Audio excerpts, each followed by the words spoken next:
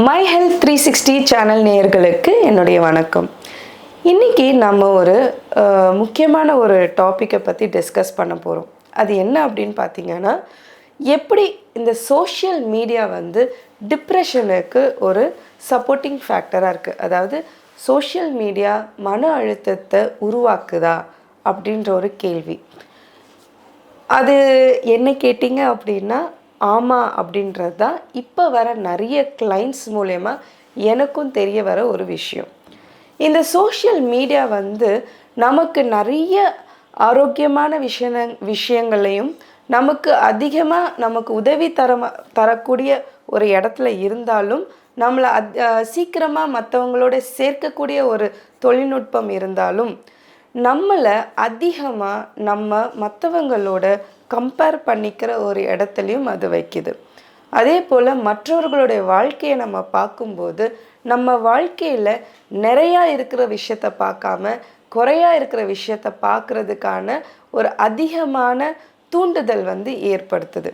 So இந்த social media எந்த அளவுக்கு இந்த மனநல பாதிப்பு உண்டாக்குது, அதிலிருந்து எப்படி நம்ம விடுபடுறது அப்படின்றதையும் நம்ம இப்போ பார்க்கலாம். முக்கியமாக ஃபஸ்ட்டு என்ன அப்படின்னு பார்த்திங்கன்னா, அன்ரியலிஸ்டிக் கம்பேரிசன்.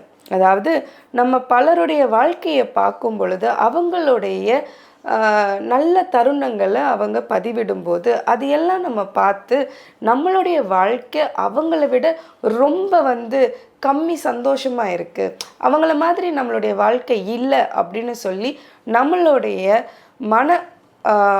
மனசில் இருக்கிற அந்த ஒரு சின்ன சின்ன சந்தோஷத்தை கூட நம்மளால் பார்க்க முடியாத அளவுக்கு இந்த குறைகளை பெருசுப்படுத்தி காட்டுது.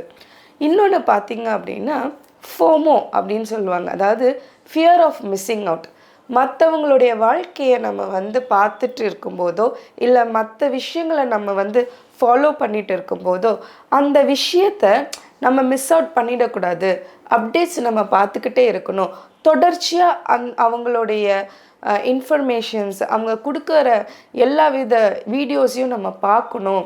அதிலிருந்து நம்ம மிஸ் அவுட் ஆகிடக்கூடாது அப்படின்ற ஒரு பயம் அது என்ன பண்ணுது அப்படின்னா, நம்மளுக்கு ஆங்ஸைட்டி, பதட்டத்தை உருவாக்கி நம்மளுடைய மனநிலையை ரொம்ப ஒரு நிலையான மனநிலையாக இல்லாமல் மாற்றிடுது.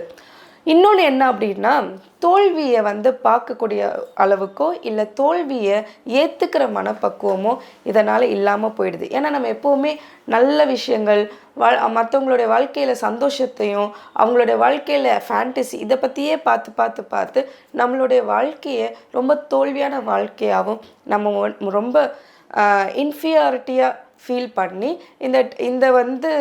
இந்த மாதிரியான வீடியோஸ் நம்மளுடைய மன அழுத்தத்தை அதிகப்படுத்துது. எப்படி இதை நம்ம கடந்து போகிறது, இல்லை இதிலேருந்து எப்படி விடுபடுறது? முதல்ல டீடாக்சிஃபை பண்ணும். டிஜிட்டல் டீடாக்சிஃபை, அதாவது இந்த தொழில்நுட்பத்தை வெறும் இன்ஃபர்மேஷன் எடுத்துக்கிறது. அதாவது நம்ம சுற்றி இருக்கிற நம்மளுக்கு நடக்கிற விஷயங்களை தெரிஞ்சுக்கொள்கிற ஒரு தொழில்நுட்பமாக மட்டும் வச்சுட்டு நம்மளுடைய வாழ்க்கையை அதோட கம்பேர் பண்ணக்கூடாது. அடுத்தது நம்மளுடைய ஃபோன் யூசேஜ் எந்த அளவுக்கு நம்ம கம்மி பண்ணுறோமோ அந்த அளவுக்கு நம்மளுடைய ஃபேமிலி, நம்மளுடைய வேலைகள், நம்மளுடைய நண்பர்கள்னு அதிகமாக நம்ம சுற்றி இருக்கிறவங்களுக்கு அதிக கவனத்தை செலுத்தி அவங்களோட கனெக்டடாக ஃபீல் பண்ணணும்.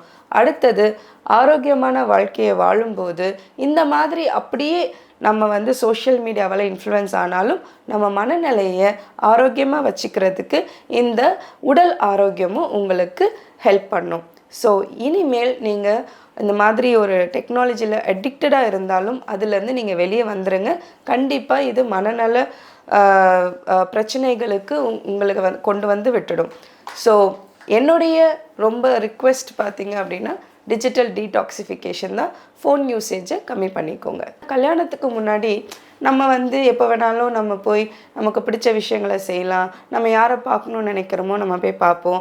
அப்பா அம்மாக்கள் ஓரளவுக்கு நம்மளை கட்டுப்படுத்தினாலும் நமக்குன்னு ஒரு சுதந்திரம் இருந்துடும். இந்த ப்ரிடாமினன்ட் எமோஷன் சொல்கிறது நம்ம கில்ட், குற்ற உணர்ச்சி தான் ப்ரிடாமினன்ட் எமோஷனாக இருக்கும். ஓசிடியில் நிறைய சிம்டம்ஸ். ஒரு 50 கிராம் கருஞ்சீரகம், ஓகேங்களா, 50 கிராம் கருஞ்சீரகம், 50 கிராம் கரிசலாங்கண்ணி, 25